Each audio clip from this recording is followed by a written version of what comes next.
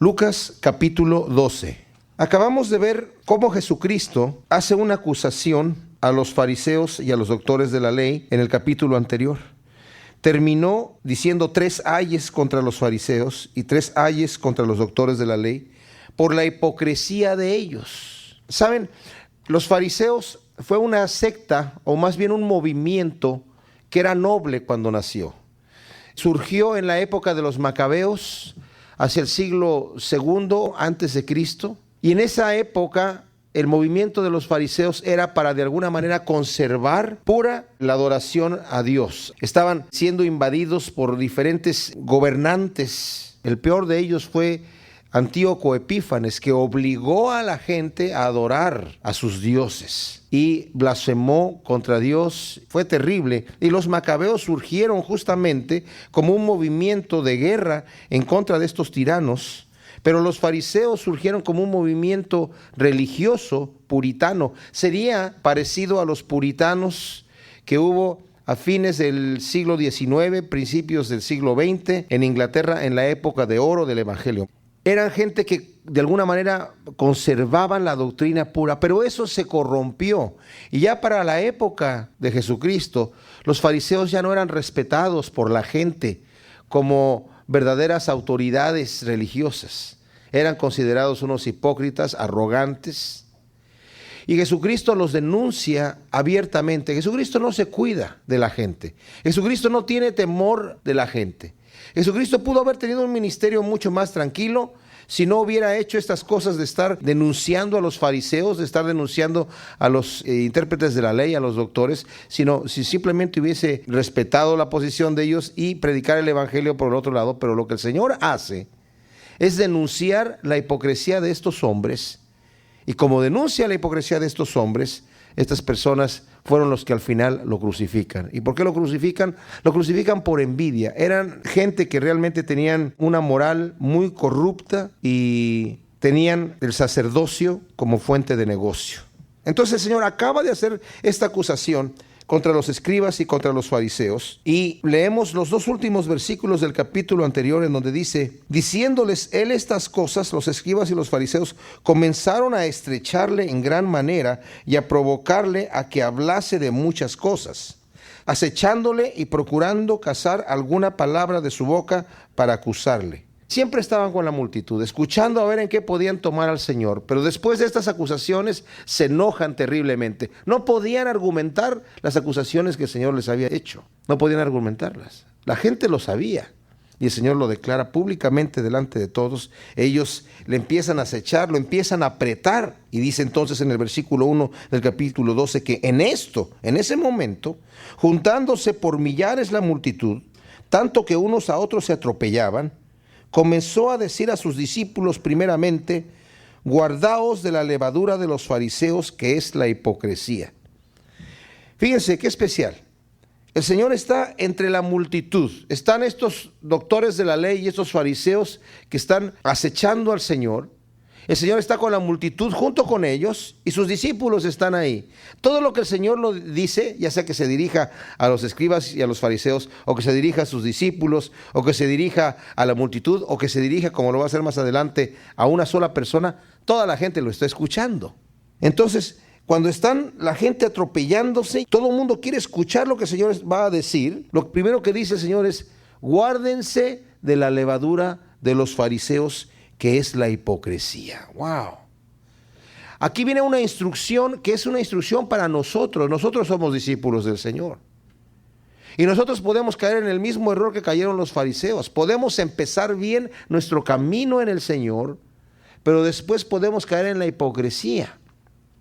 La palabra hipócrita literalmente significa aquel que se pone una máscara. Y la máscara muestra lo que yo no soy. La máscara tal vez puede tener una sonrisa, pero yo por dentro puedo estar haciendo todo tipo de gestos y de muecas, y la gente no va a ver eso. Y estos fariseos mostraban a la gente una actitud que ellos no tenían. Qué terrible cuando vemos diferentes ministros, ¿verdad?, en la obra del Señor, que tienen una forma de hablar muy piadosa, la forma en la que mueven las manos, la forma en la que mueven el cuerpo, la cara que ponen. Pero ¿serán así cuando llegan a su casa?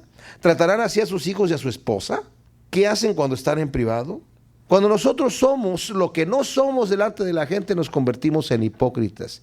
Y el Señor está advirtiendo a sus discípulos: cuídense de la levadura de los fariseos. O sea, la levadura es algo que contamina. Uno lo introduce en la masa del pan y contamina toda la masa del pan. Y nosotros podemos caer en esta contaminación cuando nosotros no somos honestos. Y luego dice: porque nada haya encubierto que no haya de descubrirse, ni oculto que no haya de saberse. Por tanto, todo lo que habéis dicho en tinieblas, a la luz se oirá. Y lo que habéis hablado al oído en los aposentos, se proclamará en las azoteas.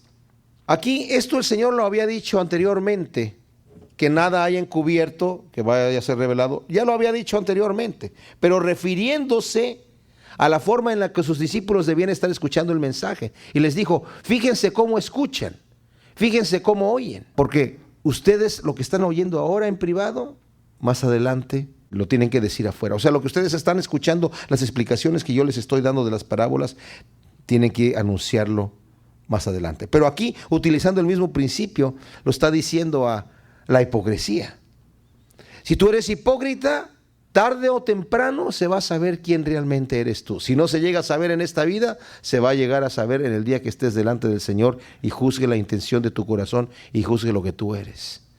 Entonces el Señor dice: cuídate de esta hipocresía, porque nada haya encubierto que no haya de saberse. A nosotros nos conviene ponernos a cuentas con Dios. Más adelante lo va a decir, lo va a mencionar, que es necesario ponernos a cuentas aquí, en este momento, de manera que nosotros no seamos hipócritas y no caigamos en el error de que Dios también se está creyendo el cuento que nosotros nos creemos. Nosotros somos capaces de engañarnos a nosotros mismos. Es algo que a veces no lo podemos evitar. Está en nuestra naturaleza, ¿me entienden? Nosotros podemos darnos una razón por la cual practicamos algo. El hombre es así. Al principio mi conciencia me dice: esto que estás haciendo está mal. Después puede que yo diga: bueno, pero no está tan mal. Fulano también lo practica. Así que, pues si él lo practica y Dios lo usa, pues yo también. Bueno, al fin y al cabo soy hombre. Bueno, es que yo tengo ciertas necesidades. Bueno, es que es mi carácter. Bueno, es que es esto. Y al rato yo empiezo a dar una razón por la cual estoy practicando lo que estoy haciendo. Pero ¿saben qué? Yo me puedo engañar y me puedo creer mi propio cuento, pero a Dios jamás lo voy a engañar. Y Dios en un momento dado va a quitar esa máscara, va a quitar ese velo que yo me he puesto y me va a decir: las cosas son así. Por eso es que cuando nosotros venimos delante de Dios, la luz de Dios alumbra nuestra vida. Y se llama luz por cuanto esa luz realmente se enciende, y todo lo que yo tenía en tinieblas, que yo pensaba que estaba bien, porque yo ya no lo veía claro, al momento que la luz se enciende, las cosas se ven claras. Y yo mismo me doy cuenta de mi propia maldad. Cuando yo me comparo con el Señor, con los principios que el Señor me dice en su palabra, me encuentro desnudo y me veo tal cual yo soy delante de Dios. Por eso mucha gente no quiere venir delante del Señor, porque ya se han creído su propio cuento y se mantienen en tinieblas y no quieren que nadie les venga a mover el bote, ¿verdad? No quieren que nadie les venga a sacudir el piso para que se caiga todo aquello que es basura y se manifieste lo que la persona es. Se quieren quedar creyendo la mentira, creyendo que Dios de alguna manera lo va a hacer. ¿Saben? Es como el avestruz. El Señor le dice a Job que el avestruz es un animal que no tiene entendimiento. Dios creó un animal sin entendimiento, que es el avestruz. Y una de las cosas que hace el avestruz, cuando está siendo perseguido por un depredador y de repente ve un arbusto, mete la cabeza en el arbusto y cree que el depredador ya no lo ve. Todo el cuerpo está afuera. O si no, si puede hacer un hoyito en la arena, mete la cabeza en la arena y dice: ¡ay, ya me salvé! Pero el depredador viene atrás y se lo va a comer. Porque cree que porque él ya no ve, ya no lo ven. Y a veces nosotros somos como avestruces. La persona es como avestruz. Se cree su propio cuento y cree que porque él cree eso, se hace realidad. Pero no es así. Todo lo que se dice en oculto y se hace en oculto va a salir a la luz. Mas os digo, amigos míos, no temáis a los que matan el cuerpo y después nada más pueden hacer. Pero os enseñaré a quién debéis temer. Temed a aquel que después de haber quitado la vida, tiene poder de echar en el infierno. Sí os digo, a este temed. El Señor está ya al final de su ministerio, sabe que la gente lo quiere matar, sabe que estos fariseos están acechándolo para encontrar algún punto para condenarlo, para matarlo. Eso es lo que van a hacer. Su familia ya lo sabía, a los discípulos ya se los había dicho varias veces. El Señor sabía y la gente sabía que lo andaban buscando para matarlo. Ya les habían dicho los fariseos, Herodes te anda buscando para matarte. Bueno, no sabemos si eso fue cierto o no, porque en esa misma época es cuando después el Señor es aprehendido por Pilato y Pilato se lo manda a Herodes y Herodes no lo mata. Bueno, no sabemos, pero lo que sí sabemos es que la gente hablaba ya de darle muerte al Señor.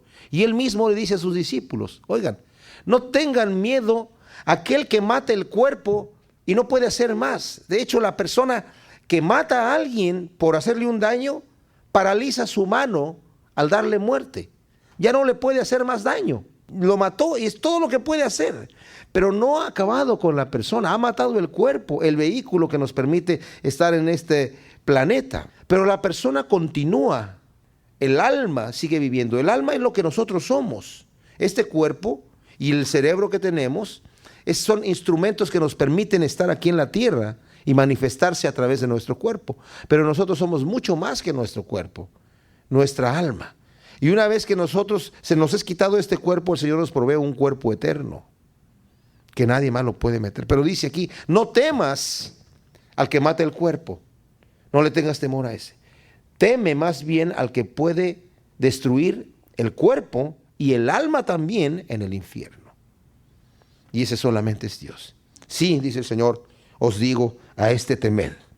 Pero luego dice, ¿no se venden 5 pajarillos por 2 cuartos? 2 cuartos es la octava parte de un denario, o sea, el salario de 1 hora en el día. Con todo, ni uno de ellos está olvidado delante de Dios. Pues aún los cabellos de vuestra cabeza están todos contados. No temáis, pues, más valéis vosotros que muchos pajarillos. Fíjense lo especial. Está diciendo, teme aquel que puede quitar el alma y el cuerpo, que puede destruirlos en el infierno. Y luego dice aquí, ¿que no se venden 2 pajarillos por 2 cuartos? Ustedes valen más que ellos. No teman. ¿A quién le está diciendo que no teman? A la gente le dice que teman. Pero luego a nosotros los cristianos nos dice, ustedes no teman. Porque este Dios que va a ser el juez, que va a ser el acusador de los pecadores, ahora es nuestro Padre, es nuestro amigo. Y no debemos temer porque el Señor nos tiene en su mano. Fíjense qué especial. Dice aquí, pues aún los cabellos de vuestra cabeza están todos contados. Bueno, yo procuro hacerle al Señor la vida más fácil cada día, ¿verdad? No, en realidad la palabra contados no significa numerados, significa etiquetados, como que el Señor a cada cabello le tiene una distinción. O sea, ¿saben? El Señor no solamente es una fuente de información, que sabe cuántas células tengo. La mente de Dios es algo que nosotros nunca más vamos a poder entender. Él sabe todo lo que respecta a mí en todo momento. Y tiene interés en mí y me ama con un amor supremo. Y Él tiene interés en cada persona y cada persona para Él es individual, personal. Dice que Él ha nombrado a cada estrella y cada estrella es especial e individual para el Señor, habiendo trillones de estrellas en el universo. Qué tremendo Dios tenemos, ¿verdad? Y que se ha dignado a bajar y a darnos su amor, a tendernos la mano, a brindarnos su herencia con Él en los cielos.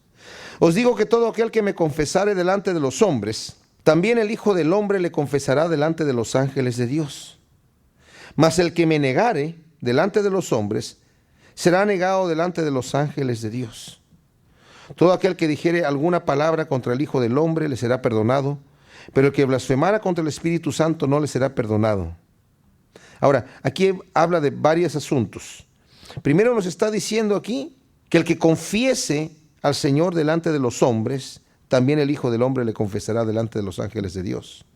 Y el que le negare delante de los hombres, Dios le negará delante de los ángeles de Dios. ¿A qué se refiere aquí? Significa a la decisión que hemos tomado nosotros de seguir a Cristo, le hemos confesado delante de los hombres. Pero es importante que no nos avergoncemos del Señor delante de los hombres. Porque saben, delante de los cristianos, cuando nos reunimos como iglesia, todos somos cristianos. El que no es cristiano en la iglesia no encaja. ¿verdad? Queda mal. En la iglesia todo el mundo, ¿cómo estás? Sí, gracias, gloria a Dios, el Señor, bueno, aleluya, amén, gloria a Dios. Pero muchas veces estando fuera, hay gente que no quiere mostrar que es cristiano porque no quiere que se vayan a burlar. Y ¿saben qué? La gente se va a burlar, la gente que no quiere al Señor se va a burlar del cristiano. El Señor no nos está llamando a ser fanáticos. Cuando somos fanáticos delante de la gente, esto quiere decir mostrando una religiosidad exagerada, no natural, obviamente la gente se va a burlar. Nosotros debemos dar simplemente testimonio de nuestras buenas obras y hablar del Señor cuando es el momento oportuno. El Señor también nos dice, no tires tus perlas delante de los puercos, delante de los cerdos, no sea que ellos volviéndose te despedacen y las pisoteen esas perlas y se vuelven y te despedazan. ¿A qué se refiere? Hay que hablar la palabra cuando hay oído que escuche. Cuando uno ve que se abre la puerta y que es el momento de empezar a hablar, uno puede incluso iniciar la conversación. Pero si la persona no quiere escuchar, no necesitamos seguir hablando porque necesitamos predicarle el evangelio. No, si la persona no quiere escuchar, ok. Como dice el Señor, te sacudes el polvo de los pies y te vas a otro lado, ¿verdad? O sea, hay que anunciar las buenas nuevas, pero hay que hacerlo con sabiduría, ¿verdad? Hay gente que tiene mucha táctica y tiene un don del Señor para empezar la plática hablando del Señor. Me acuerdo que conocí una persona que evangeliza todo el tiempo. Una vez estaba en un alto, ¿verdad? En una luz roja, en un semáforo.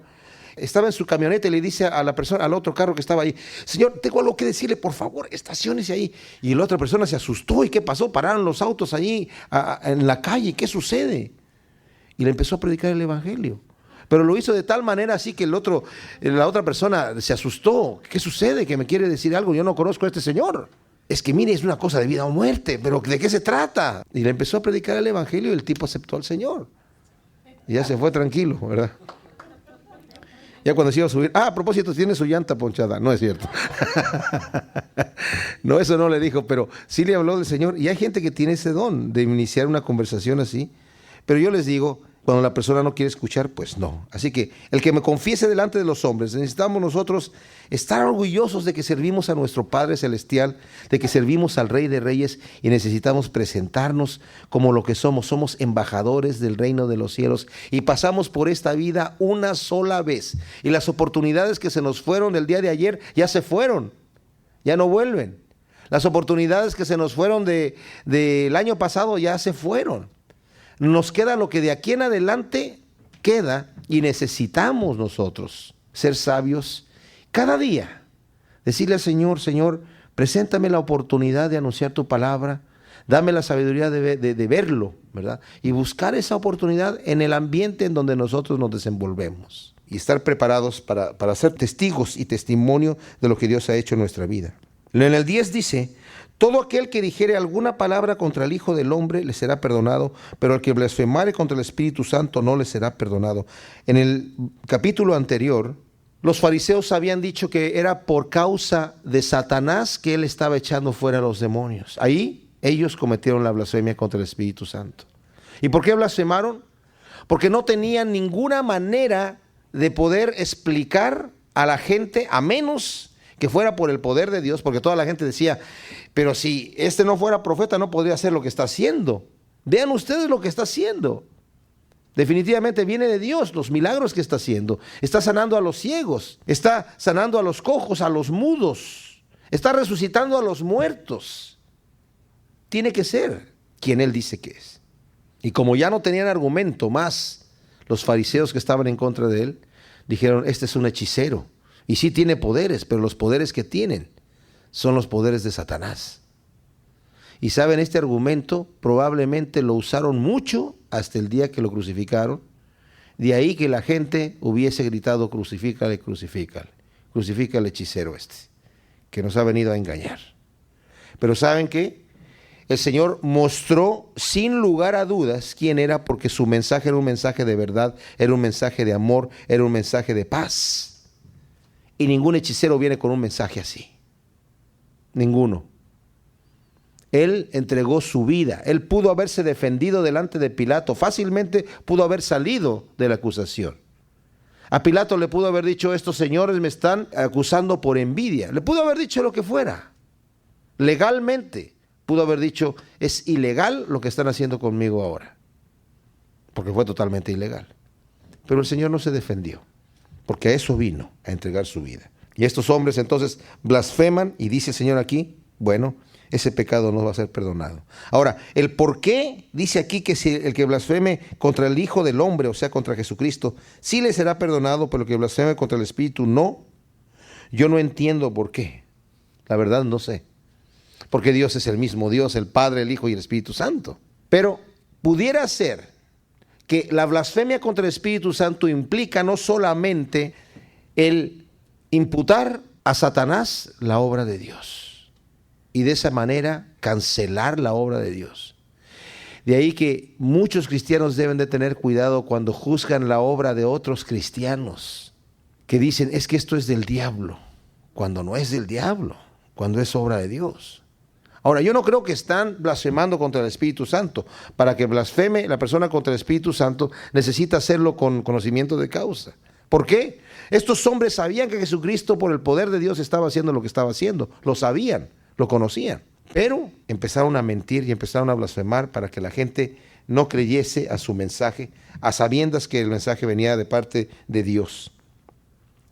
Cuando os trajeran a las sinagogas y ante los magistrados y las autoridades, no os preocupéis por cómo o qué habéis de responder o qué habéis de decir, porque el Espíritu Santo os enseñará en la misma hora lo que debáis decir. Fíjense, el Señor nos dice que en el momento que vamos a ser presionados para decir algo, no debemos de premeditadamente pensar lo que vamos a decir, el Señor nos va a dar. Y como ejemplo quiero leer aquí en Hechos 6, a partir del versículo 8, cuando arrestan al primer mártir, Esteban, dice que Esteban, lleno de gracia y de poder, hacía grandes prodigios y señales entre el pueblo. Entonces se levantaron unos de la sinagoga llamada de los libertos y de los de Cirene, de Alejandría, de Sicilia y de Asia, disputando con Esteban. Pero no podían resistir a la sabiduría y al espíritu con que hablaba. Y espíritu aquí está con mayúscula, refiriéndose al Espíritu Santo. Lleno del Espíritu Santo, Esteban da su defensa, que obviamente después, por esto que dice aquí, lo apedrean y lo matan, porque al final les dice, duros de cerviz e incircuncisos de corazón, vosotros resistís siempre al Espíritu Santo, como vuestros padres, así también vosotros, y luego lo matan. Pero fíjense, ahí vemos también el apóstol Pablo también, en el momento que fue presionado para hablar delante de los magistrados, también fue lleno del Espíritu Santo. Pedro también, y todos los apóstoles. Y nosotros mismos, cuando en el momento nos es demandada de nuestra fe, en algún momento dado, el Señor nos va a dar la sabiduría que necesitamos para hablar. Lucas 12, 13, en medio de esta conversación que Jesucristo tiene con todas estas multitudes y que el Señor está hablando, principalmente en este momento a sus discípulos, está hablando de cosas importantísimas y toda la gente está escuchando. En ese momento dice que le dijo uno de la multitud, Maestro, di a mi hermano que parta conmigo la herencia. Mas él le dijo, hombre, ¿quién me ha puesto sobre vosotros como juez o partidor? Y les dijo, mirad y guardaos de toda avaricia, porque la vida del hombre no consiste en la abundancia de los bienes que posee. Ahora, ¿a quién le dice esto el Señor? Se lo pudo haber estado diciendo a la multitud, pero yo creo que se lo está diciendo a este hombre y a su hermano, que seguramente está ahí. Porque le dice, Señor, dile a mi hermano que aquí está, que parta conmigo la herencia. El Señor está hablando de cosas espirituales, de cosas que conciernen a nuestra vida eterna.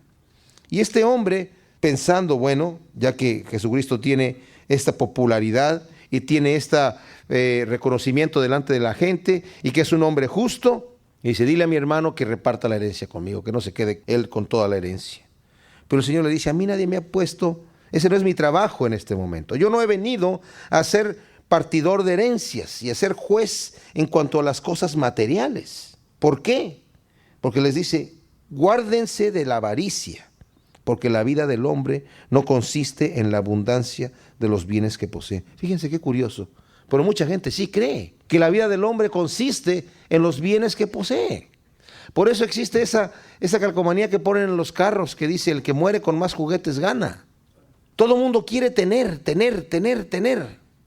De eso se trata todos los programas de televisión acerca de cuánto puede uno tener, cuánto puede uno ganar.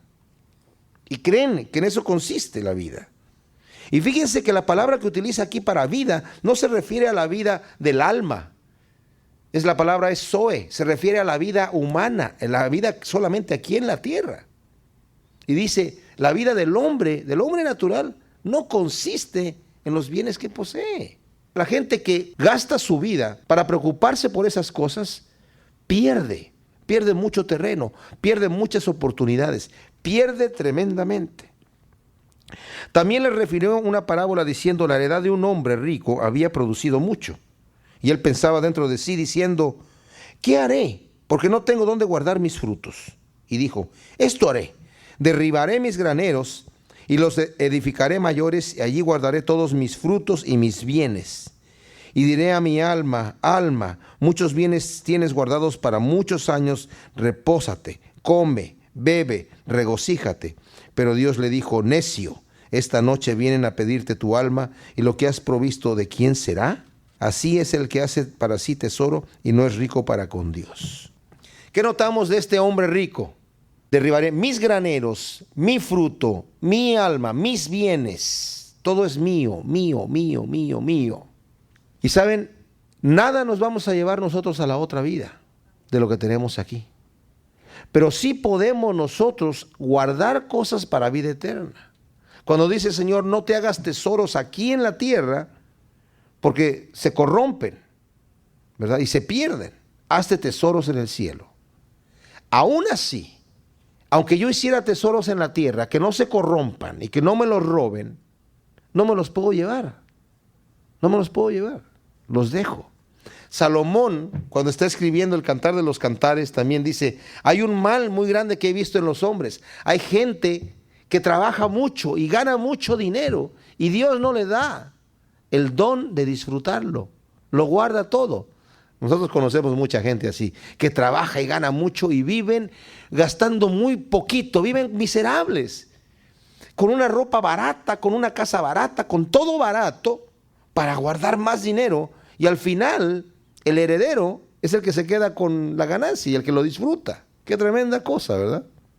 El Señor más adelante les va a decir a sus discípulos que les conviene a ellos compartir sus bienes.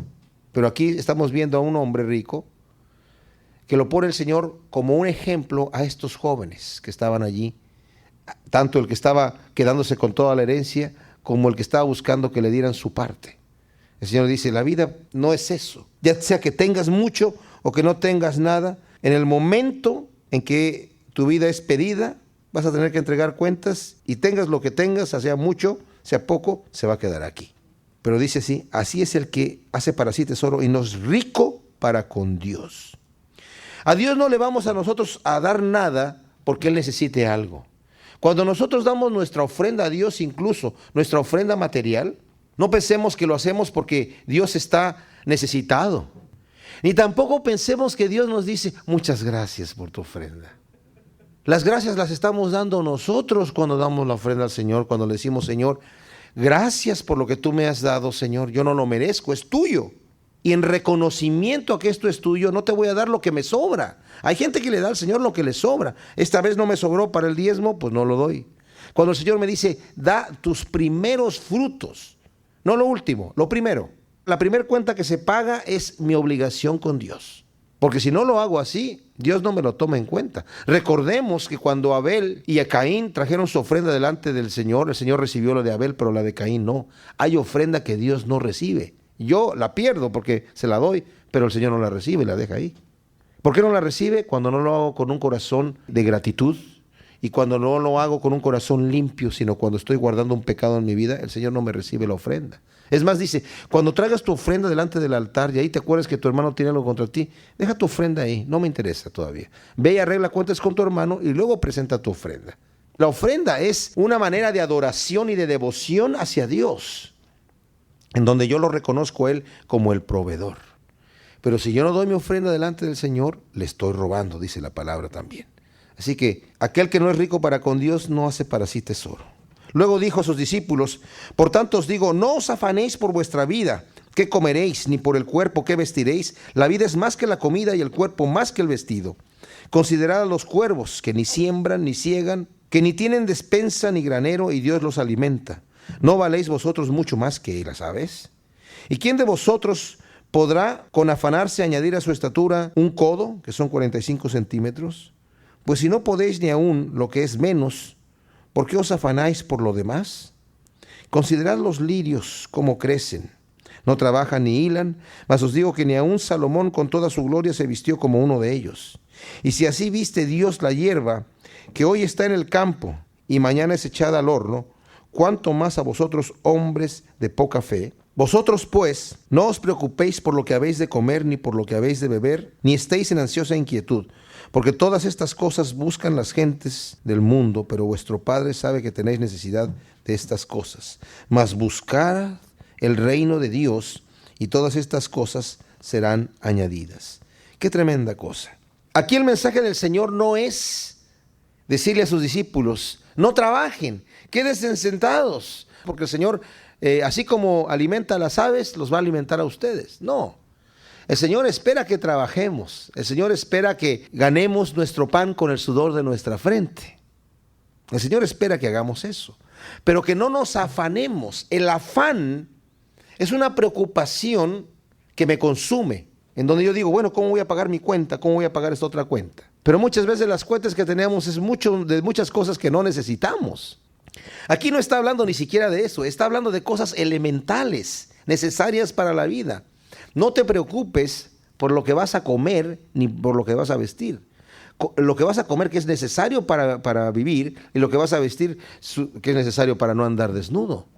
Ni siquiera te afanes por esas cosas.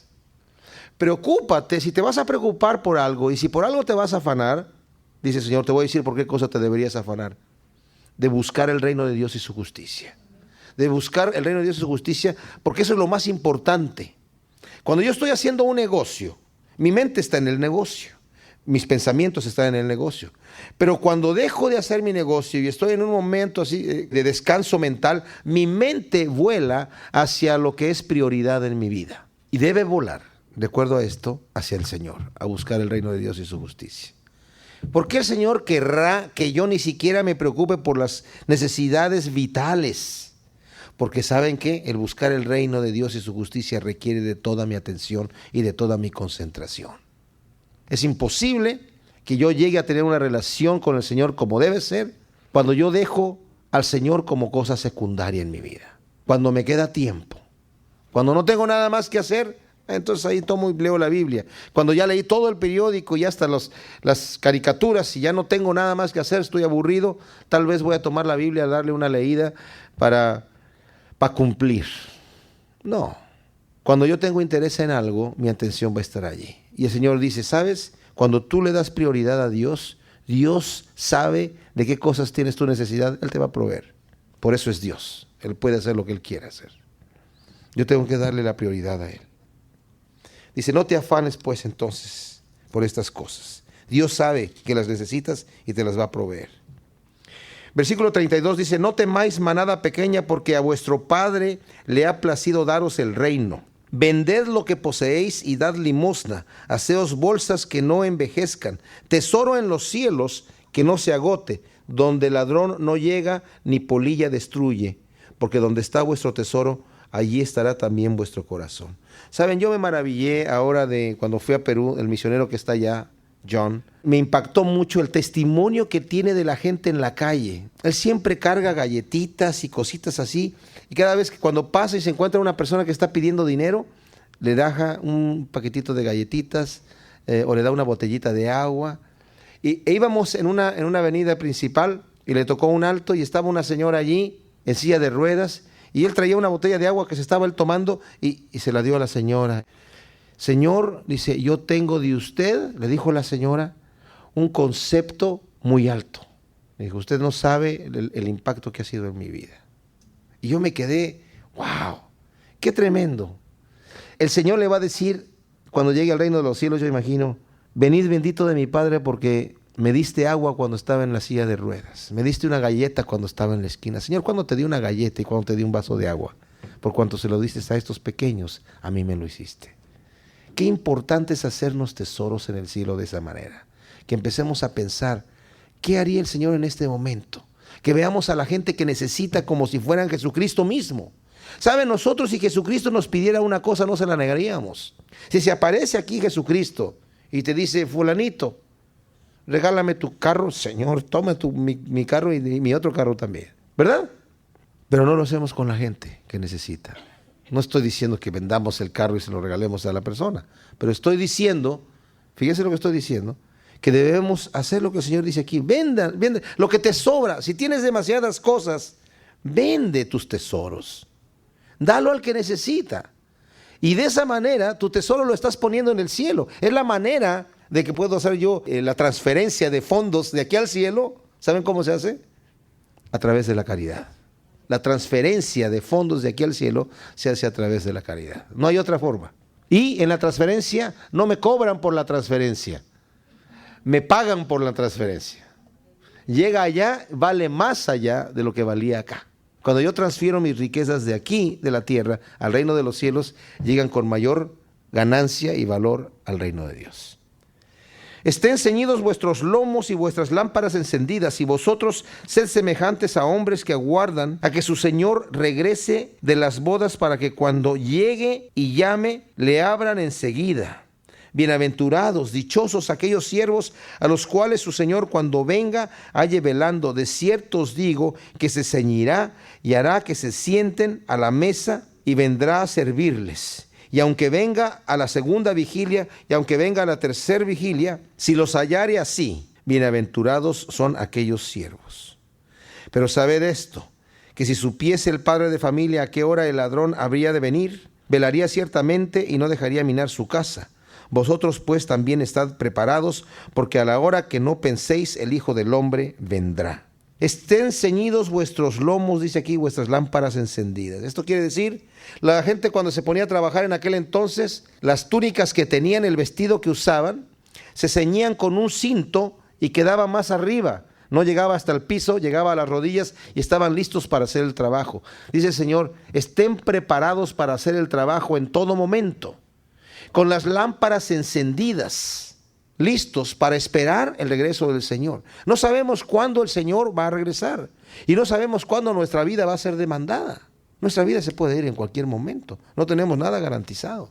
Y en ese momento es cuando nosotros tenemos que entregar cuentas. Y dice aquí, aunque sea a la segunda vigilia o a la tercera vigilia, si nos hallare haciendo lo que tenemos que hacer, vamos a ser dichosos. Los judíos dividían la noche en 3 sectores de 4 horas, eran 3 vigilias. Los romanos la dividían en 4 sectores de 3 horas y eran sus vigilias de los romanos, 4 vigilias. Así que dice, vosotros también estad preparados, porque a la hora que no penséis el Hijo del Hombre vendrá. El apóstol Pablo nos dice que Cristo vendrá como ladrón en la noche, o sea, no sabemos a qué horas va a venir. Pero si nosotros estamos preparados, a nosotros no nos va a sorprender como un ladrón en la noche, porque estamos esperándolo y estamos preparados. Entonces Pedro le dijo, Señor, ¿dices esta parábola a nosotros o también a todos? Y dijo el Señor, ¿quién es el mayordomo fiel y prudente, el cual el Señor pondrá sobre su casa para que a tiempo les dé su ración? Bienaventurado aquel siervo al cual cuando su Señor venga le haya haciendo así. En verdad os digo que le pondrá sobre todos sus bienes. Mas si aquel siervo dijere en su corazón, mi señor tarda en venir, y comenzare a golpear a los criados y a las criadas, y a comer y a beber y a embriagarse, vendrá el señor de aquel siervo en el día que éste no espera y a la hora que no sabe, y le castigará duramente y le pondrá con los infieles. Aquel siervo que, conociendo la voluntad de su señor, no se preparó ni hizo conforme a su voluntad, recibirá muchos azotes. Mas al que sin conocerla hizo cosas dignas de azotes, será azotado poco, porque a todo aquel a quien se haya dado mucho, mucho se le demandará, y al que mucho se le haya confiado, más se le pedirá. Pedro hace una pregunta, interrumpe el discurso del Señor, lo que está diciendo, porque se está dirigiendo a la gente, pero como dije, todo el mundo está escuchando, y Pedro le dice, esto que estás diciendo del siervo, ¿se lo estás diciendo a toda la gente o a nosotros? Pero el Señor le responde con otra pregunta y le dice, ¿quién es el mayordomo fiel y prudente al cual su Señor pondrá sobre su casa para que a tiempo les dé su ración? Pedro entiende esto. Al final el Señor le dice a Pedro, Pedro, ¿me amas? Apacienta mis ovejas. Pedro, ¿me amas? Apacienta mis corderos. Pedro, ¿me amas? Apacienta mis ovejas. El mismo Pedro en sus cartas también dice que nosotros debemos ser fieles y estar trabajando como el Señor se lo ha encargado aquí a Pedro. Dice, pero si aquel siervo empieza a maltratar a los criados, empieza a descuidar, a olvidarse, mi Señor tarda, ¿tengo tiempo de arreglar cuentas mañana? ¿Saben? Cuando pensamos así, ese mañana nunca llega. Porque llega el día de mañana y decimos, tampoco llega hoy, tengo tiempo de arreglar cuentas mañana. Y cuando eso sucede, el Señor va a venir y va a sorprender a tal siervo infiel y lo va a poner con los impíos y va a ser el lloro y el crujir de dientes. Dice, porque al que mucho se le ha dado, mucho se le pedirá.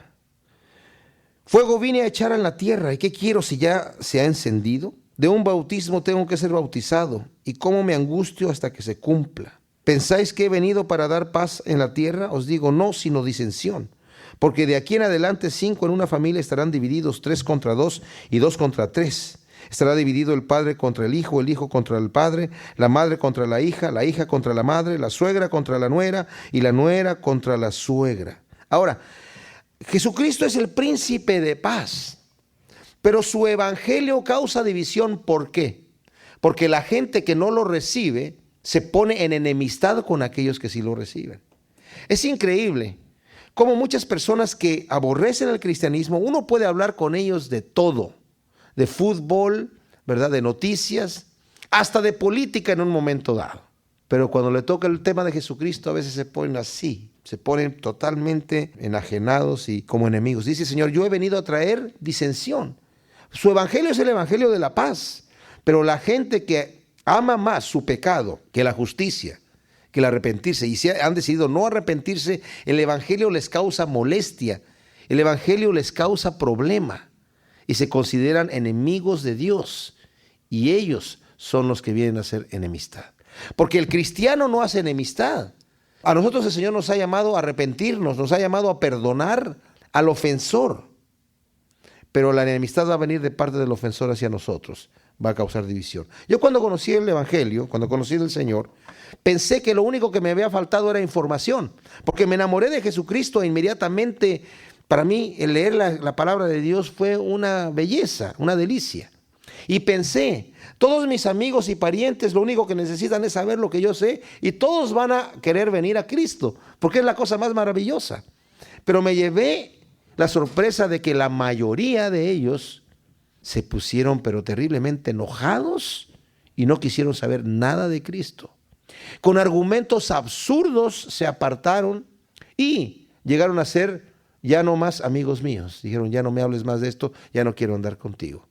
¿Qué pasó? Antes éramos grandes amigos y ahora ya no querían saber absolutamente nada. Eso es lo que sucede con el evangelio. Y concluye diciendo, decía también a la multitud, cuando veis la nube que sale del poniente, luego decís, agua viene, y así sucede. Cuando sopla el viento del sur, decís, habrá calor, y lo hace. Hipócritas, ¿sabéis distinguir el aspecto del cielo y de la tierra? ¿Y cómo no distinguís este tiempo? ¿Saben? La gente sabía, más o menos en el área donde ellos estaban, conocer cómo iba a estar el tiempo al ver las señales climatológicas que había. Y sabían predecir lo que iba a venir.